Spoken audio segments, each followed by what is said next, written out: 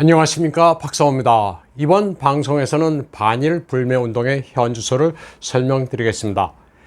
일본 후지TV가 반일 불매 운동 2년에 따른 피로 현상을 진단했는데 내용의 핵심을 잘 짚었다고 생각돼 그대로 소개해 드립니다. 반일 불매 운동은 불화수소 용처 문제에 따라 일본이 2019년 7월 1일 한국에 대한 수출 관리 강화 방침을 발표하자 시작된 겁니다. 과거사 반성이 없다는 등의 슬로건을 내걸고 일본 제품을 불매하면서 여러 퍼포먼스를 벌였습니다. 사실 이런 식의 퍼포먼스를 하는 나라는 전 세계에서 중국과 한국뿐입니다. 그런데 2년이 지난 지금 일본으로부터의 수입은 크게 늘어났다고 후지TV는 보도했습니다.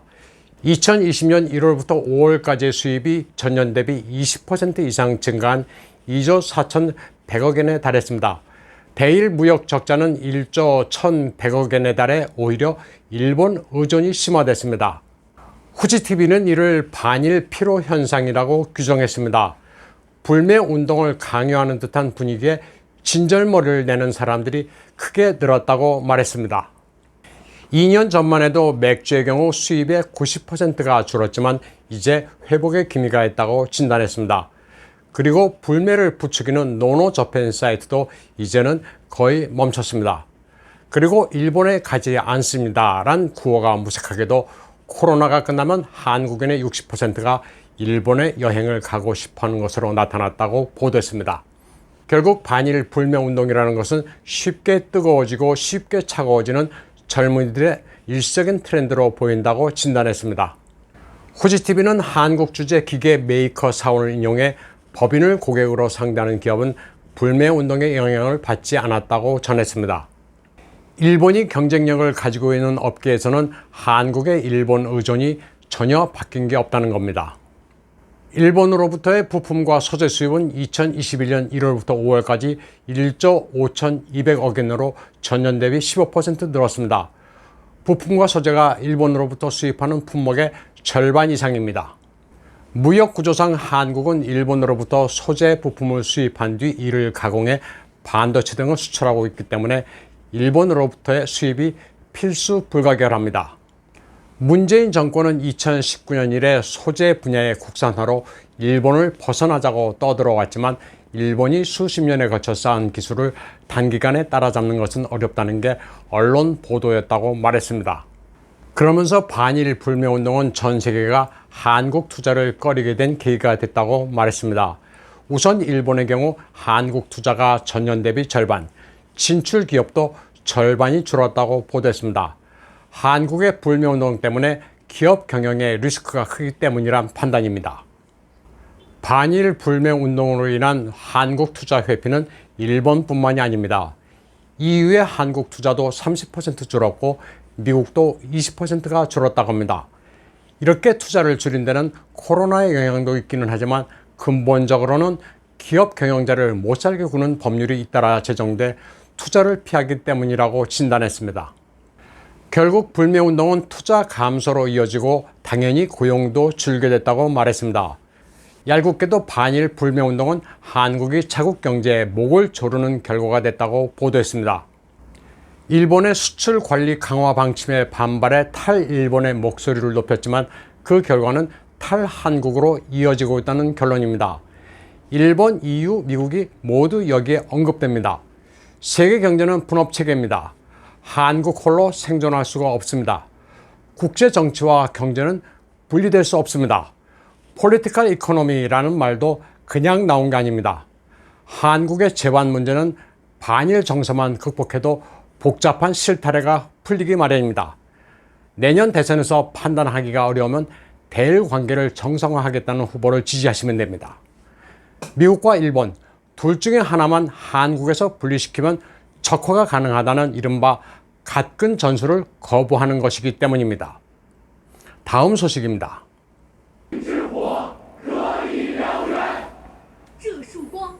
한편 7월 1일 천안문 광장의 건당 100주년 행사가 공포 영화와 같았다고 평가한 중공 기자가 있습니다. 특히 붉은 스카프를 맨 소년 선봉대 대원들이 공산당에 충성하겠다는 맹세를 하는 부분은 객관적으로 보면 아주 소름이 끼칩니다. 3년 생활 주간의 송스팅 주필은 웨이버 계정에서 대우를 맞춘 여학생들이 아주 자랑스러움이 넘쳐나는 표정으로 충성 맹세를 하는 장면은 공포 영화의 한 장면이라고 말했습니다. 몇 초 보고 나서 모골이 송연해지고 식은땀이 날 지경이었다는 말을 남겼습니다. 3년 생활 주간 송스팅 주필의 웨이보 계정은 이 포스팅이 오르고 파문이 확산되자 곧바로 삭제됐습니다. 그 사이 많은 네티즌들은 소년 선봉대 맹세 낭송에 대한 소감을 올렸습니다. 북조선을 연상시키는 장면에 닭살이 돌았다. 북조선의 기시감이라는 반응이 넘쳐났습니다. 천안문 사태 민주화 인사로 미국에서 거주하는 왕단도 소감을 올렸습니다. 수많은 관중이 녹음기를 튼 것 같은 환호성을 울리고 의장대는 로봇처럼 행진했다. 제20 전투기가 하늘을 날고 100번의 축포가 울렸다. 그러나 천안문 성루에 늘어선 웃음기 하나 없는 사람들은 장례를 치르는 노인 같았다. 경축 행사라고는 하지만 음산한 분위기에 축제 분위기는 없었으며 긴장이 감돌았다. 베이징의 하늘은 햇빛 없이 어두컴컴했다. 중국 공산당 100주년은 중국을 북한과 나치 독일이 합체된 것으로 만들었다고 말했습니다. 천안문 광장의 건당 100주년은 실제로 나치 독일의 전당대회 장면과 공통점이 많습니다. 또 한편으로는 소년 선봉대를 우상화의 전위 부대로 삼은 모택동과 시진핑은 닮은 꼴입니다. 시진핑의 사상 교육 방침은 아기 때부터 틀어준다는 겁니다.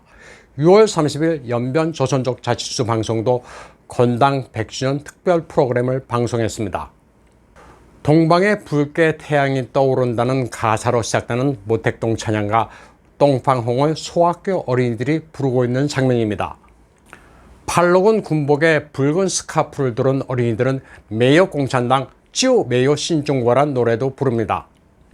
중공군이 진격하는 장면이 흐르는 대형 스크린 앞에서 공산당이 민족을 위해 고생하고 한마음으로 중국을 구해냈다는 노래를 부릅니다. 어린이들이 중국 공산당 건당 100주년을 맞아 당에 충성한다고 말하는 대목에서는 소름이 끼칩니다. 공산당은 동심마저 앗아가고 있습니다. 공산당의 홍색 가요를 번안한 붉은 해 변강을 비춘 해에 따라 무용도 합니다. 장백산 아래 사과배 열리고 해란 강반 벽꽃 피네란 가사가 흐릅니다. 또 연변인민 모주석을 열애하네라는 가야금 병창도 합니다. 연변인민이 그대, 즉 모택동의 만수무강을 축원한다고 합니다. 어린이들이 사상교육의 희생자가 되고 있습니다. 붉은 스카프를 맨 소년 선봉대 여자 어린이들이 우리는 공산주의 계승자란 노래를 합창합니다. 전 인민을 노예로 만드는 시진핑의 사상교육 광풍에서 연변 조선족도 피해갈 수 없습니다. 7월 2일 연변 뉴스입니다. 건당 100주년 행사를 지켜본 소감을 이야기하는 연길 씨의 당원입니다. 시진핑이 중화 대지에서 소강 사회를 전면 실현했다고 선포하는 것을 듣고 격동됐다고 이야기합니다. 훈춘시 규율검사위 상무위원은 감독 기능을 강화해 잘못의 용서를 비는 이들은 격려해주고 힘을 북돋아 줄 것이라는 선전 문구를 말하고 있습니다. 그런가 하면 연길시 로전세의 집 봉사중심 당지부 서기는 유교 개입 중공군의 영웅 이야기를 발굴해 전승하는 데 힘을 쓸 것이라고 말합니다. 유교 개입이 정의로운 전쟁이라는 식의 역사 왜곡을 강화하겠다는 겁니다. 오늘은 우리가 한국을 둘러싼 국제정세를 직시하자는 차원에서 프로그램을 준비했습니다. 시청해주신 여러분 감사합니다.